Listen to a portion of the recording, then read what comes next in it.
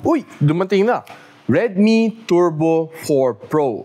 And this is, sabi nila, rumored to be the Poco F7, which is going to come this around mga June, kung tama ang chismis ko. So tara, unbox muna natin para makita niyo kung ano magiging itsura ng probably the Poco F7.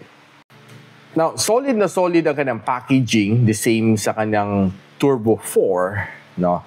And buksan lang natin, no? I have here is a 12 gigs of RAM and 256 gig of storage. And pagbungad natin, si Redmi na case with the SIM ejector tool, a quick start guide na meron natin dito, and of course, a color gray na jelly case. Now, inside we have the unit itself, we have a 90 watts of fast charging brick, and of course, yung kanyang charging cable na A to C. Now, I have here yung white like sinabi ko sa inyo. Pero one thing na napansin ko sa kanya is nawala yung mga linya niya dito, no? Which makes the Redmi Turbo 4 looks a lot better compared to this one. Personally, personal preference ko, mas maganda itsura ng Turbo 4 compared to this one. Pero ito, solid na solid, malinis ang magandang color, and matte finish siya. And this is how it looks like. This is kanyang gilid. It has a metal na aluminum side frames, which makita mo may mga antenna bands. This is how it looks like sa ilalim.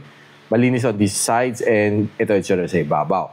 Now, ganito itsura ng kanyang camera module, by the way. And, you know, pretty solid naman itong device na ito. And kakaboot up ko lang natin.